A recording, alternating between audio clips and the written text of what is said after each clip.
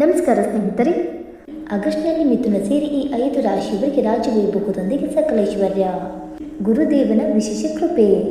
ಹೌದು, ಆಗಸ್ಟ್ 14ರಂದು ಕಟಕ ರಾಶಿಯಲ್ಲಿ ಗುರುಗ್ರಹ ಉದಯಿಸಲಿದೆ. ಈ ಸಮಯದಲ್ಲಿ ಕೆಲ ರಾಶಿಯವರಿಗೆ ಗುರುವಿನ ವಿಶೇಷ ಅನುಗ್ರಹದೊಂದಿಗೆ ಹಣ ಆಗಮನದ ಹಾದಿಗಳು ಸುಗಮವಾಗಲಿವೆ. ಹಾಗಾದರೆ ಬೃಹಸ್ಪತಿ ಗುರು ಯಾವ ರಾಶಿಯವರ ಕೈ ಹಿಡಿಯಲಿದ್ದಾನೆ ಎಂದು ತಿಳಿಯೋಣ. ನವಗ್ರಹಗಳಲ್ಲಿ ಗುರುವನ್ನು ದೇವರುಗಳ ಗುರು ಎಂದು ಪರಿಗಣಿಸಲಾಗುತ್ತದೆ. ಈ ಗುರು ವರ್ಷಕ್ಕೊಮ್ಮೆ ತನ್ನ ರಾಶಿಯನ್ನು ಬದಲಾಯಿಸುವುದು. ಈ ರೀತಿಯಾಗಿ ಈ ಗುರು ಇತ್ತೀಚೆಗೆ ಕರ್ಕಾಟಕ ರಾಶಿಗೆ ಪ್ರವೇಶಿಸಿದ್ದನು. ಅಲ್ಲದೆ ಜುಲೈ 14ರಿಂದ ಆಗಸ್ಟ್ 12, 2026ರವರೆಗೆ ಗುರು ಅಸ್ತಂಗತ ಸ್ಥಿತಿಯಲ್ಲಿರುತ್ತದೆ. ಅದರ ನಂತರ ಆಗಸ್ಟ್ 14ರಂದು ಗುರುಗ್ರಹವು ಕರ್ಕಾಟಕ ರಾಶಿಯಲ್ಲಿ ಉದಯಿಸುತ್ತಾನೆ. ಗುರುಗ್ರಹ ಅಸ್ತಂಗತ ಸ್ಥಿತಿಯಲ್ಲಿದ್ದಾಗ ಅದು ದುರ್ಬಲವಾಗಿರುತ್ತದೆ. ಪರಿಣಾಮವಾಗಿ ಗುರುವಿನಿಂದ ಪಡೆದ ಪ್ರಯೋಜನಗಳು ಅಶುಭವಾಗಿರುತ್ತವೆ.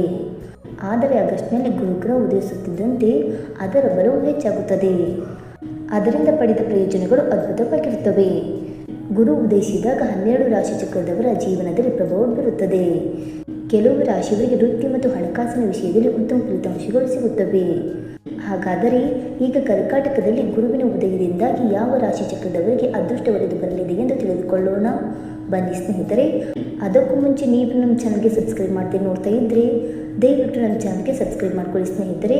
ಹಾಗೆ ವೈದಿಕ ಜ್ಯೋತಿಷ್ಯ ಮತ್ತು ಆಚಾರ ವಿಚಾರಗಳಲ್ಲಿ ನಂಬಿಕೆ ಇದ್ದರೆ ವಿಡಿಯೋವನ್ನು ತಪ್ಪದೆ ಲೈಕ್ ಕೊಟ್ಟು ನಿಮ್ಮ ಆತ್ಮಕ್ಕೆ ಶೇರ್ ಮಾಡಿ. ಮೊದಲನೆಯದಾಗಿ ಕುಂಭರಾಶಿ.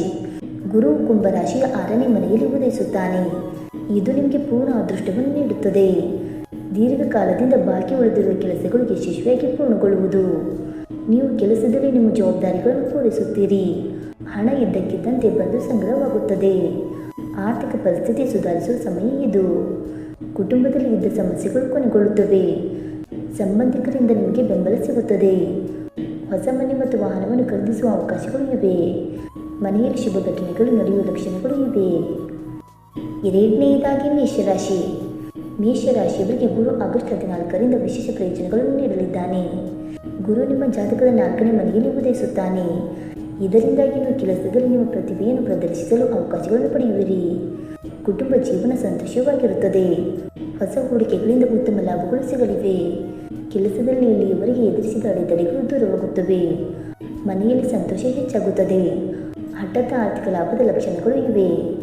ಉದ್ಯೋಗಾಕಾಂಕ್ಷಿಗಳಿಗೆ ಉತ್ತಮ ಉದ್ಯೋಗ ಸಿಗುವುದು. ಆರ್ಥಿಕ ಸ್ಥಿತಿ ಸಾಕಷ್ಟು ಸುಧಾರಣೆ ಕಾಣುವುದು. ಮೂರನೆಯದಾಗಿ ಕಟಕ ರಾಶಿ. ಕಟಕ ರಾಶಿಯ ಲಗ್ನ ಸ್ಥಾನದಲ್ಲಿ ಗುರು ಉದಯಿಸಲಿದ್ದಾನೆ. ಹೀಗಾಗಿ ಕಟಕ ರಾಶಿಯವರ ಬಾಳು ಬಂಗಾರವಾಗುವುದು. ಈ ಸಮಯದಲ್ಲಿ ನಿಮ್ಮ ಕೌಟುಂಬಿಕ ಜೀವನದಲ್ಲಿ ನೆಮ್ಮದಿ ಸಂತೋಷ ನೆಲೆಸುವುದು. ಆರ್ಥಿಕ ಸ್ಥಿತಿ ಸಾಕಷ್ಟು ಸುಧಾರಣೆ ಕಾಣಲಿದೆ.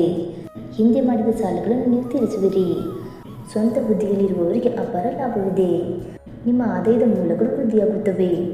ಉದ್ಯೋಗದಲ್ಲಿ ಇದ್ದ ಅಡೆತಡೆ ಮನಸ್ತಾಪ ದೂರವಾಗಲಿವೆ. ಇದರಿಂದ ನಿಮ್ಮೆಲ್ಲ ಸಾಲಗಳನ್ನು ನೀವು ತೀರಿಸುವಿರಿ. ನಿಮ್ಮ ಜಾಣ್ಮೆ ಬುದ್ಧಿವಂತಿಕೆಯನ್ನು ಉದ್ಯೋಗ ಸ್ಥಳದಲ್ಲಿ ಎಲ್ಲರೂ ಮೆಚ್ಚುತ್ತಾರೆ. ಅದೃಷ್ಟ ನಿಮ್ಮ ಬೆನ್ನ ಹಿಂದೆ ಇರಲಿದೆ. ಇನ್ನು ಉದ್ಯೋಗ ಸ್ಥಳದಲ್ಲಿ ಕೆಲಸದ ಒತ್ತಡ ಕಡಿಮೆಯಾಗಿ ಸಹೋದ್ಯೋಗಿಗಳೊಂದಿಗೆ ಒಟ್ಟಿಗೆ ಸೇರಿ ಕೆಲಸ ಮಾಡುವ ನಿಮ್ಮ ಮನೋಭಾವ ಮೆಚ್ಚುಗೆ ಪಡೆಯಲಿದೆ. ನಾಲ್ಕನೆಯದಾಗಿ ಮಿಥುನ ರಾಶಿ. ಮಿಥುನ ರಾಶಿಯವರಿಗೆ ಆಗಸ್ಟ್ 14ರಿಂದ ಶುಭ ದಿನಗಳು ಶುರುವಾಗಲಿವೆ. ಗುರು ಮಿಥುನ ರಾಶಿಯ 2ನೇ ಮನೆಯಲ್ಲಿ ಉದಯಿಸುತ್ತಾನೆ. ಇದರಿಂದಾಗಿ ಈ ರಾಶಿಗಳ ಬಾಕಿ ಕೆಲಸಗಳು ಯಶಸ್ವಿಯಾಗಿ ಪೂರ್ಣಗೊಳ್ಳುತ್ತವೆ. ಕೆಲಸ ಮಾಡುವವರಿಗೆ ಬಡ್ತಿ ಅಥವಾ ಹೊಸ ಜವಾಬ್ದಾರಿಗಳು ಸಿಗಬಹುದು. ಉದ್ಯಮಿಗಳಿಗೆ ಲಾಭ ದೊರೆಯುವ ಲಕ್ಷಣಗಳು ಇವೆ. ಆರ್ಥಿಕ ಪರಿಸ್ಥಿತಿ ಸಾಮಾನ್ಯಕ್ಕಿಂತ ಉತ್ತಮವಾಗಿರಲಿದೆ.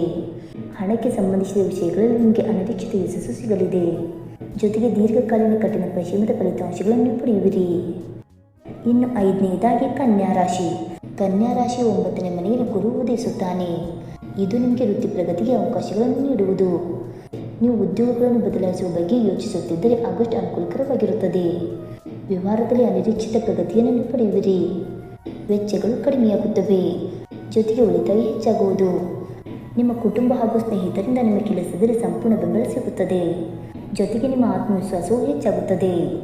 ವಿದ್ಯಾರ್ಥಿಗಳಿಗೆ ಇದು ತುಂಬ ಅದ್ಭುತವಾದ ಅವಧಿ. ವಿಶೇಷವಾಗಿ ವಿದ್ಯಾಭ್ಯಾಸ ಮಾಡಲು ಇಚ್ಛಿಸುವವರಿಗೆ ಅವಕಾಶಗಳು ಸಿಗಬಹುದು. ಸ್ನೇಹಿತರೆ, ಈ ಮಾಹಿತಿ ನಿಮಗೆ ಇಷ್ಟವಾಯಿತಾ? ಇಷ್ಟವಾಗಿದ್ದರೆ ವಿಡಿಯೋಗೊಂದು ಲೈಕ್ ಮಾಡಿ, ಶೇರ್ ಮಾಡಿ. ಹಾಗೆ ನಿಮ್ಮ ಅನಿಸಿಕೆ ಮತ್ತು ಅಭಿಪ್ರಾಯವನ್ನು ತಪ್ಪದೆ ಕಮೆಂಟ್ ಮೂಲಕ ತಿಳಿಸಿ ಸ್ನೇಹಿತರೆ. ವಿಡಿಯೋ ನೋಡಿದ್ದಕ್ಕಾಗಿ ಧನ್ಯವಾದಗಳು. Thank you so much.